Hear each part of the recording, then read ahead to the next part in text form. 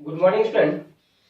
कल हम लोग पढ़े थे गोलीय दर्पण में प्रतिबिंब किस प्रकार से बनता है। ठीक है, तो हम आज पढ़ेंगे अवतल दर्पण और उत्तल दर्पण का उपयोग कहाँ कहाँ होता है। ठीक है, तो चलो स्टार्ट करते हैं उपयोग के बारे में। अवतल दर्पण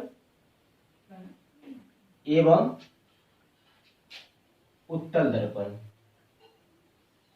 एवं उत्तल दर्पण। ठीक है, इसका क्या करना है, दोनों का उपयोग। क्या करना है, उपयोग। ठीक है, दोनों का क्या करना है, उपयोग। कहीं जो है अवतल दर्पण का उपयोग होता है, कहीं क्या होता है, उत्तल दर्पण का उपयोग होता है।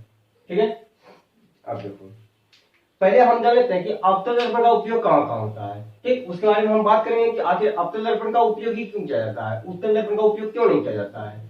ठीक है, तो हम पहले अवतल दर्पण का उपयोग देख लेते हैं कहाँ कहाँ करते हैं। अवतल दर्पण का उपयोग। ठीक है, इसका सबसे प्रमुख उपयोग जो है वह तीन गो है। क्या हुआ है, तीन गो है। ठीक है, पहला उपयोग है हजामती दर्पण। हजामती दर्पण के रूप में। ठीक है, किस रूप में करते हैं, हजामती दर्पण के रूप में, या इसको हम बोले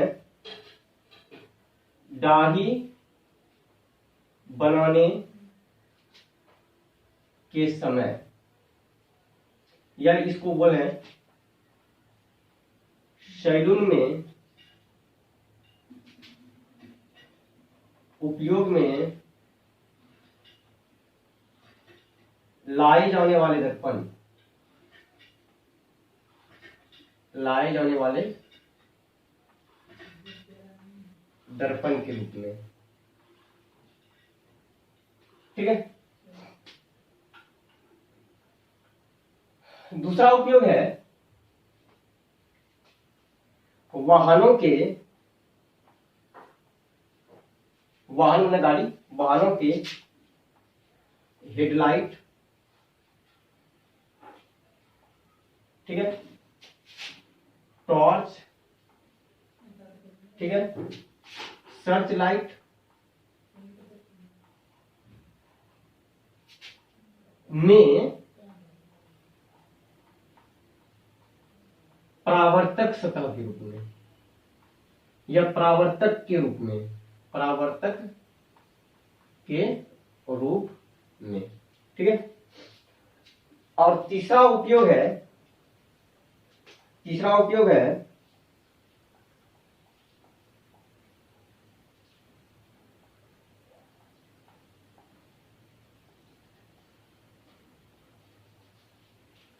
डॉक्टर के द्वारा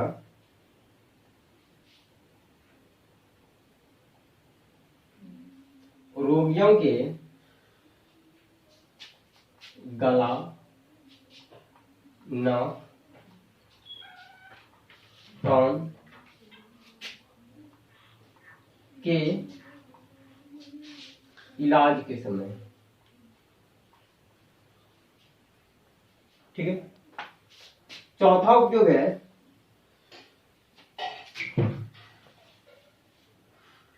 सौर भट्ठी में।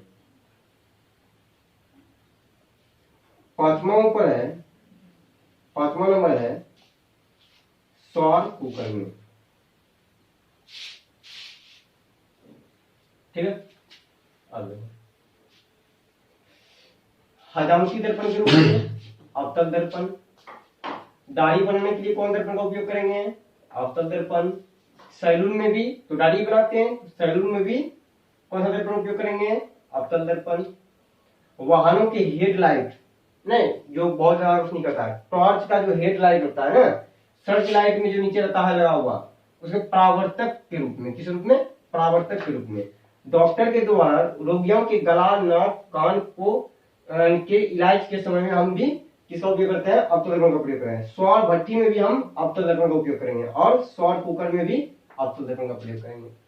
तो हम समझते हैं कि दाढ़ी बनाने के लिए या हजामती दर्पण में ही हम अवतल दर्पण का उपयोग क्यों करते हैं? अगर क्या खास गुण है इसमें जो कि हम अवतल दर्पण का उपयोग करते हैं, उत्तल दर्पण का उपयोग नहीं करते हैं? तो पहली बात, अवतल दर्पण में प्रतिबिंब का बनना करना अच्छी तरह से आना चाहिए। ठीक है, तो हम बता दिए हैं कल के चैप्टर में कि प्रतिबिंब कैसे बनता है, अवतल में कहां वस्तु रखेंगे तो कैसा प्रतिबिंब बनेगा। तो हजामती दर्पण के रूप में हम जो उपयोग करते हैं इसका एक रीजन है कि जब हम अवतल दर्पण में वस्तु को फोकस और ध्रुव के बीच में रखते हैं, यहां पे रखते हैं, ठीक है, तो इसका जो प्रतिबिंब बनता है, इसका क्या बनता है, इसका जो प्रतिबिंब बनता है वह दर्पण के पीछे में सीधा प्रतिबिंब बनता है। कैसा बनता है? दर्पण के पीछे में सीधा प्रतिबिंब बनता है। तो सैलून में सब देखते होंगे कि जो है ना, दर्पण आगे में है, मान लीजिए ये दर्पण है और वस्तु को, मतलब आदमी को क्या बोलता है, एकदम दर्पण में क्या करता है, एकदम सटा के रखता है नजदीक में, नहीं तो समझ लेना है वह वस्तु को कहां लाना चाहता है, फोकस और ध्रुव के बीच में। कहां?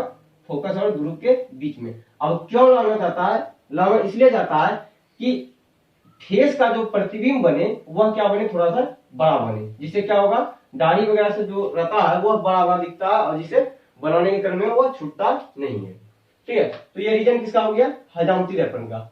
अगर क्वेश्चन पूछ ले कि हजामती दर्पण के रूप में अवतल दर्पण का प्रयोग करते हैं क्यों, तो बोलना है कि हजामती दर्पण के रूप में अवतल दर्पण का प्रयोग करते हैं या उपयोग करते हैं क्योंकि जब वस्तु को अवतल दर्पण के ध्रुव एवं फोकस के बीच रखा जाता है तो उसका प्रतिबिंब दर्पण के पीछे, ठीक है, सीधा वस्तु से बड़ा बनता है।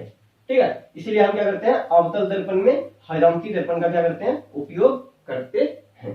ठीक है, दूसरा क्वेश्चन है कि वाहनों के हेडलाइट, टॉर्च, सर्च लाइट के परावर्तक के रूप में ना, तो इसको हम कैसे उपयोग करेंगे? तो देखो, वाहन का हेडलाइट क्या कार्य करता है, रोशनी को जला तो क्या करेंगे, फैलाने के लिए, नहीं, टॉर्च वही कार्य करता है, सर्च लाइट भी वही कार्य करता है। तो यह किस कंडीशन में यह होगा, ऐसा कंडीशन कब होगा? कंडीशन होगा कि जब हम हेडलाइट के अंदर में जो बल्ब रहता है, क्या हेडलाइट के अंदर में जो बल्ब रहता है उसको हम फोकस पे रख दें। कहां रख दें? फोकस पे रख दें ना। ये दर्पण है, इसको हम क्या किए, फोकस पे रख दिए, बल्ब को यहाँ क्या, यहाँ पे बल्ब रख दो। तो बताओ, जब प्रकाश स्रोत ही फोकस पर हो तो इससे जो किरणें निकलेगी वह दर्पण पर पड़ेगी ना। अब फोकस से निकलकर जब दर्पण पे पड़ा तो यह क्या हो जाएगा, प्रधानाक्ष के समांतर। क्या हो जाएगा? प्रधानाक्ष के समांतर, इस तरह से हो जाएगा ना। और निकला तो और हो जाएगा, यह क्या हो जाएगा, समांतर। और अगर किरण निकला तो यह क्या हो जाएगा, समांतर। और इधर से भी निकला तो यह क्या हो जाएगा, समांतर। इधर से भी निकला तो यह क्या हो जाएगा, समांतर। इधर से भी निकला तो यह क्या हो जाएगा, समांतर। ठीक है, तो क्या रहता है, बल्ब जो रहता है वह क्या करता है, आगे की ओर बहुत ज्यादा रोशनी कर देता है ना, और रोशनी क्या, एकदम समांतर क्रम में, किसमें, समांतर क्रम में, नहीं ये क्या हो गया, आगे की ओर क्या कर दिया, यह रोशनी कर दिया। ठीक है, कहीं वो दर्पण इसी तरह रहता है, ऊपर बल्ब के आगे क्या होता है, ये शीशा रहता है और इधर से क्या होता है, बल्ब रहता है और आगे क्या करता है, फोकसित कर देता है ना, ये क्या कर देता है, फोकसित कर देता है। तो देखो अब हम बोलेंगे, अगर क्वेश्चन पूछ ले कि वाहनों की हेडलाइट, टॉर्च या सर्च लाइट के परावर्तक के रूप में अवतल दर्पण का उपयोग क्यों करते हैं? इसलिए करते हैं कि जब हम बल्ब को फोकस पे रख देते हैं तो उससे निकलने वाली किरणें दर्पण से परावर्तन के बाद क्या होता है, प्रधानाक्ष के समांतर क्या होता है, परावर्तित हो जाती है ना, क्या होता है, परावर्तित होता है, जिससे कि आगे क्या होता है, बहुत ज्यादा रोशनी को फैला देती है। ठीक है, इसलिए हम क्या करते हैं, वाहनों के हेडलाइट में टॉर्च, सर्च लाइट या फिर जो है हेडलाइट के रूप में परावर्तक सतह, नहीं इस तरह से परावर्तक सतह के रूप में, मतलब बल्ब का कंडीशन कैसा होता है, मान लो इस तरह से होता है, यहाँ पे बल्ब लगा रहता है ना, आगे में शीशा लगा हुआ रहता है। ठीक है, यहाँ पे बल्ब इस तरह से लगा हुआ रहता है, इधर लगाता है दर्पण, ये शीशा हो गया ना, इसमें रहता है दर्पण लगा हुआ है, पीछे का बात को कलई कर देते हैं। ठीक, या फोकस से देखो, या यहाँ पे आया, ठीक है, बल्ब से प्रकाश किरण यहाँ पे आया, रुको एक मिनट समझ लो इसको पहले। तो मान लो ये मेरा बल्ब है, ये क्या है, बल्ब है। ठीक है, इसको पीछे से क्या कर दिए, कलई कर दिए, क्या कर दिए, कलई कर दिए। भाई बाहरी भाग को जब हम कलई करते हैं तब अवतल दर्पण बनता है। पीछे से हम क्या किए, इसको कलई कर दिए। बल्ब को यहाँ पे लगा दो, यहाँ पे क्या किए, बल्ब लगा दिए, और इसके आगे में शीशा लगा दो। ठीक है, यह वाला दर्पण मेरा क्या है, अवतल दर्पण हो गया। क्या हो गया, अवतल दर्पण हो गया। ठीक है, अब देखो बल्ब का रोशनी क्या होगा, बल्ब जलेगा। मान लो बल्ब को हम कहाँ रखे हैं, फोकस पर रखे हैं, और यह मेरा क्या है, ध्रुव है। ठीक है, तो यह फोकस से ऊपर क्या कहाँ जाएगा, दर्पण पर जाएगा। ठीक है, दर्पण क्या करेगा, इसको बाहर की ओर फेंकेगी। फिर मान लिया यहाँ से प्रकाश किरण यहाँ से निकलेगा, फिर यह दर्पण पे जाएगा, दर्पण को उसको परावर्तित कर देगी। फिर नीचे से यह दर्पण क्या करेगा, परावर्तित कर देगी। फिर यहाँ पे आएगा, फिर दर्पण क्या करेगा, परावर्तित कर देगी। तो यह आगे की ओर क्या करेगा, यह रोशनी को क्या करेगा, फैला देगा ना। बहुत ज्यादा रोशनी क्या करेगा, आगे यहाँ पे क्या हो जाएगा, रोशनी फैल जाएगा। रोशनी को फैलाने के लिए ही हम वाहनों के हेडलाइट में अवतल दर्पण का उपयोग करते हैं। ठीक है, अब देखो दूसरा है कि डॉक्टर के द्वारा रोगियों के गला, नाक, कान के इलाज के समय अवतल दर्पण का उपयोग करते हैं। क्यों करते हैं, क्योंकि गला के अंदर में रोशनी नहीं पहुंच पाती है, क्या होता है, या फिर नाक के अंदर में रोशनी नहीं पहुंच पाता है, तो सूजन वगैरह जो भी बीमारियां होती है उसका पता अच्छी तरह से नहीं लग पाता है। कान के अंदर में रोशनी नहीं पहुंचता है तो वहां पे दिखना क्या आसान नहीं है। तो डॉक्टर लोग करते क्या है कि अपने हेड पर, मतलब माथा पर, ठीक है, माथा पे क्या करते हैं, एक दर्पण लगा देते हैं, अवतल दर्पण। कौन सा दर्पण, माथा पे करते हैं, एक इस तरह से लगा के यहाँ पे लगा देते हैं। ठीक है, या नहीं, माथा पे दर्पण नहीं लगाएगा, माथा पे क्या है, बल्ब लगा देगा, लाइट लगा देगा। ठीक, और दर्पण कहाँ रखेगा, हाथ में रखेगा। तो मान लो यह दर्पण है, यह क्या है, यह दर्पण है, वो कौन सा दर्पण है, अवतल दर्पण है। कौन सा दर्पण है, अवतल दर्पण है। ठीक है, ये कौन सा दर्पण है, अवतल दर्पण है। ठीक है, अब देखो अवतल दर्पण, अगर मान लो बहुत दूर से प्रकाशित किरण आ रही है, मान लो यहाँ अनंतचारीय प्रकाश किरण, ये अनंतचारीय प्रकाश किरण, यह क्या आ रही है, अनंतचारीय प्रकाश किरण। जब अवतल दर्पण में अनंत से प्रकाश की किरण आती है तो दर्पण से परावर्तन के बाद वह कहां से होकर गुजरती है, फोकस से होकर, एक बिंदु से होकर गुजरती है। किससे, एक बिंदु से होकर गुजरती है। देख लो यहाँ पे आगे गुजर गया, तो यह क्या क्या एक बिंदु पर ही क्या कर दिया, रोशनी बहुत ज्यादा कर दिया ना। तो क्या करते हैं डॉक्टर लोग, क्या करते हैं, इसी तरह से प्रकाश की किरण को क्या करते हैं, अनंत से लेकर आते हैं, तो वह प्रधान अक्ष के समांतर हो गया, और दर्पण को रखते हैं, दर्पण में प्रकाश को क्या करते हैं, आपकी तरफ आता है, और दर्पण से रिटर्न लौटने के बाद कान को क्या कहाँ रखते हैं, फोकस के पास रखते हैं। तो कान के अंदर में क्या होता है, बहुत ज्यादा प्रकाश करता है एक बिंदु पर, जहां जो समस्या है उसका अच्छी तरह से क्या होता है, इलाज हो जाता है। तो डॉक्टरों द्वारा रोगियों के गला, नाक, कान के इलाज में भी किसका प्रयोग करते हैं, उसको देखने के लिए अवतल दर्पण का उपयोग करते हैं।